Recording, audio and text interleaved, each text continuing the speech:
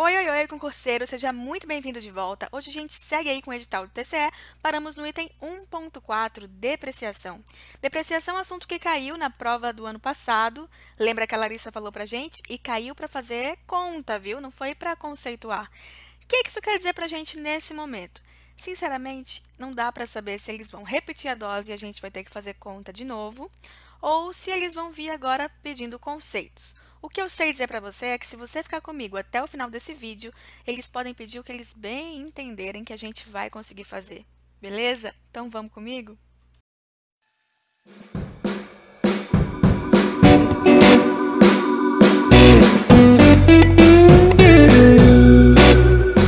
E quando o assunto é depreciação, eu já lembro logo da Glória Maria. Porque é isso que acontece com os bens. Eles vão ladeira abaixo. É uma relação entre tempo e dinheiro. Quando o bem é adquirido, ele está no ápice, ele está valendo o máximo que ele pode. Mas a partir do momento que ele passa a ser utilizado e com o passar do tempo, ele vai perdendo valor, como a gente pode ver no carro agora. A gente vê que a depreciação é a despesa com a perda do valor de bens tangíveis do ativo imobilizado. Ativo imobilizado a gente vai detalhar daqui a pouquinho. Eles são sujeitos ao desgaste pelo uso, pela ação da natureza ou obsolência. Uso, o nome autoexplicativo, né? A gente utiliza aquele bem e vai gastando ele, e isso vai fazendo com que ele perca o valor. A ação da natureza, a gente pode lembrar, falando mesmo do carro, né? Ele pega chuva, ele pega sol, isso vai deteriorando o veículo e ele vai perdendo valor por isso. Obsolência, acho que a melhor coisa que a gente pode falar quando fala de obsolência é de uma coisinha que todos nós temos e amamos, o celular. O celular a gente compra nesse mês, no mês seguinte lança um outro e o nosso já está totalmente ultrapassado. Só para lembrar, quando a gente fala de ativo imobilizado, nós estamos falando ali de terrenos, edifícios, instalações administrativas, veículos, móveis e utensílios, máquinas e equipamentos. Por que o terreno está vermelho? Porque terreno não deprecia. Terreno é terra, né, gente? Terra não muda de valor. Mas a edificação em cima desse terreno deprecia sim. O prédio construído, a casa construída, seja lá o que for. O terreno não vai depreciar, mas o que estiver nele vai sim. O que mais que não deprecia além de terreno? Aí eu coloquei aí bens que o tempo ajuda. Foi uma senha para mim mesma, porque a gente tem bens que eles vão ao contrário do que a Glória Maria mostrou para a gente, né? E quanto mais o tempo passa, mais eles sobem. Que bens são esses? A gente está falando aí de obra de arte ou de antiguidades. Obra de arte, sabe assim, a Mona Lisa, ela vale muito mais hoje do que valia há 100 anos, sei lá quantos mil anos. Não sei quanto tempo tem a Mona Lisa, entendeu, mano? Não sou tão culta assim. Mas ela vai valer mais ainda daqui a um tempo. Porque quanto mais antiga ela for, mais ela vale. A antiguidade vale a mesma coisa. Quando a gente cai ali em amortização ou exaustão, o que acontece? Tem coisa que não deprecia, mas perde o valor sim, só que ele tem uma outra forma de ser analisada, que é por meio desses dois instrumentos. A amortização vai servir para quando a gente falar dos bens intangíveis, marcas, patentes, softwares. A gente já falou disso anteriormente, né? E exaustão vai ser para os recursos naturais, quando tiver ali uma exploração de minério, ou sei lá, celulose, qualquer coisa que for em relação aí à natureza, que for um recurso limitado da natureza, a gente vai estar falando de exaustão. Por isso não deprecia, porque se usa essa outra ferramenta. Além disso, a gente tem os bens não relacionados à atividade da entidade. Por exemplo, se a minha empresa não tem nada a ver com locação de veículo, talvez veículo não seja ali um bem que ele esteja intrinsecamente, ele esteja obrigatoriamente ligado à atividade que a minha empresa realiza. Então, o veículo não vai entrar como ativo imobilizado para essa entidade que não utiliza o veículo. Bom, atento a isso, porque as questões podem trazer ali alguma coisa um pouquinho traiçoeira, lembrando disso aqui. E a gente tem que ter em mente esses dados. E quando é que o bem começa a depreciar, né? Quando é que dá esse start na desvalorização desse bem? É a partir do momento do uso. Lembra que ele tem esse desgaste pelo uso, ação da natureza ou obsolência? Pois é, então a partir do momento que você instala a máquina, começa a utilizar, seja lá qual for o bem, você começa aí a desgastar esse bem e ele vai perdendo valor com o passar do tempo. Nós temos aí uma tabela que traz um padrão de quanto tempo dura cada item desse que está aí no ativo imobilizado. Nós temos veículos e computadores são 5 anos, então o que a gente faz com essa vida útil de 5 anos? A gente vai dividir 100% por 5 anos e obter a taxa de depreciação ao ano, que nós encontramos de 20%. Ou seja, em 5 anos vai se passar, né? Um ano o computador vai perder 10% de valor, 2 anos vai perder mais 10, 3 anos mais 10, 10 não, perdão, 20, 4 anos mais 20 e 5 anos mais 20, fechando em 100%. Ou seja, em 5 anos você utilizou totalmente aí o computador que era possível utilizar. Agora eu vou te falar, esse computador está durando. Em 5 anos eu achei um bom tempo. Outra coisa importante, essa tabela aqui, você precisa decorar? Sim, você precisa decorar. É bom que você tenha em mente que o veículo e o computador são 5 anos, portanto, a taxa de 20%. Imóveis, quando a gente fala ali de edificações, 25 anos, portanto, a taxa de 4%. Máquinas, equipamentos, móveis e utensílios e instalações, nós temos ali 10 anos, portanto, 10% ao ano de depreciação. É importante saber isso, sim, mas é importante que você saiba também que não precisa se apegar totalmente a isso aqui. Às vezes, pode acontecer, um professor me alertou sobre isso, de um exercício aí trazer um valor diferente. Por exemplo, se ele te falar que uma máquina está valendo 11 anos, vai durar aí 11 anos, a vida útil dela é de 11 anos. Você vai insistir em 10% de taxa? Claro que não, você vai ter que recalcular essa taxa. Como é que você vai fazer isso? Vai pegar os 100%, dividir por 11 e obter aí a taxa de desgaste ao ano.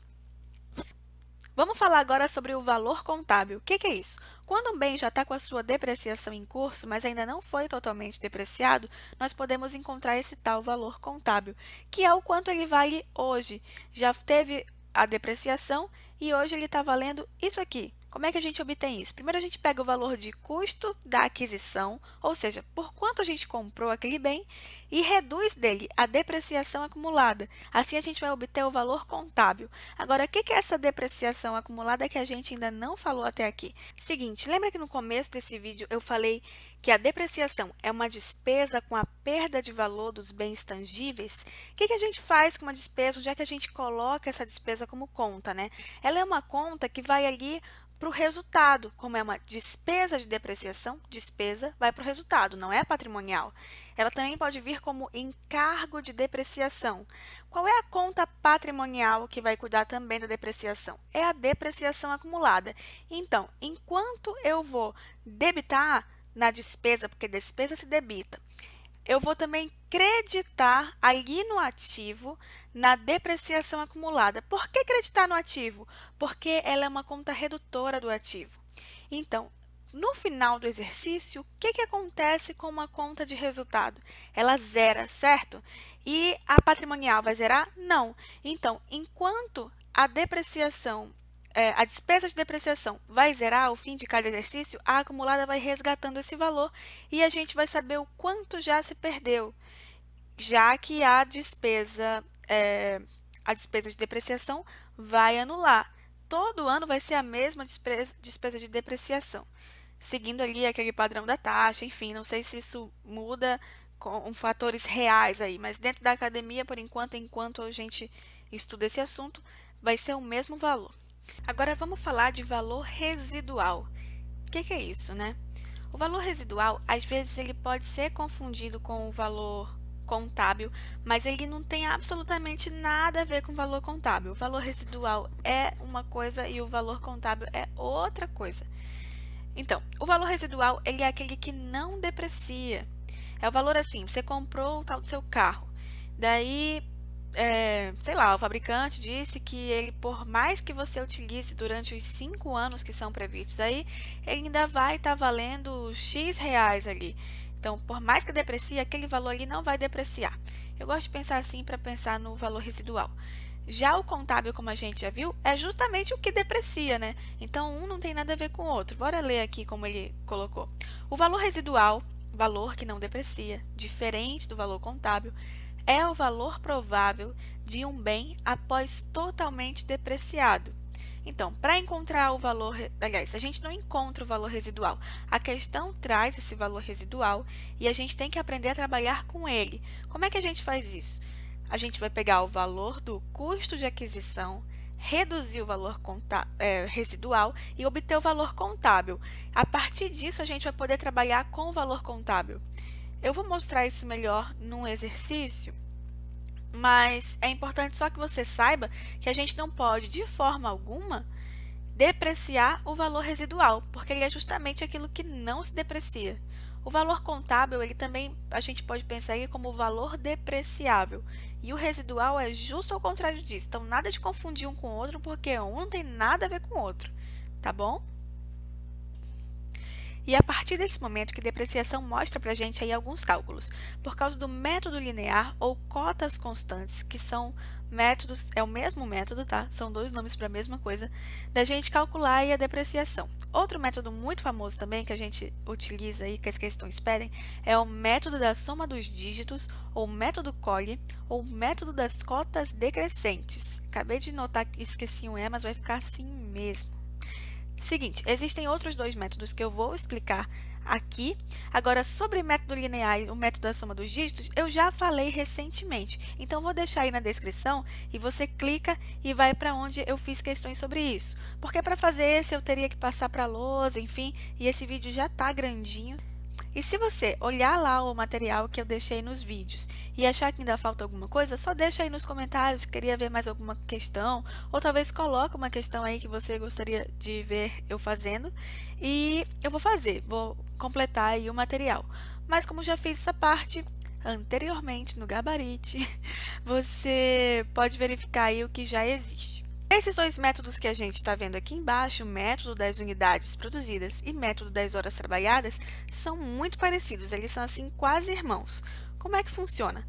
No método das unidades produzidas, como o nome já nos sugere muito bem, a gente vai ter ali uma máquina. Por exemplo, uma máquina que a nossa empresa comprou é capaz de produzir 100 peças. Vamos trabalhar com um número facinho só para a gente conseguir visualizar. Ela é capaz de produzir 100 peças em toda a vida útil dela. E a gente observou que em um ano, né, no final de um exercício, ela conseguiu produzir 20 peças. Então, a gente quer saber qual é essa taxa anual de depreciação e em quanto tempo, né, qual é a vida útil dessa máquina. Então, a gente tem aí, a gente vai pegar 20, que são as 20 peças que ela produziu no primeiro exercício, e dividir por 100, que é o quanto ela pode na vida inteira. Então, dividindo 20 por 100, a gente vai ter que ser 20% de taxa de depreciação ao ano e que são 5 anos de trabalho aí que ela tem disponível para a gente. Agora, digamos que essa mesma máquina ela seja capaz de trabalhar ao longo de toda a sua vida, sei lá, 200 horas durante toda a sua vida. É também uma máquina muito simples, né? Muito humilde. E aí a gente viu que no primeiro exercício ela foi capaz de trabalhar ali por 100 horas.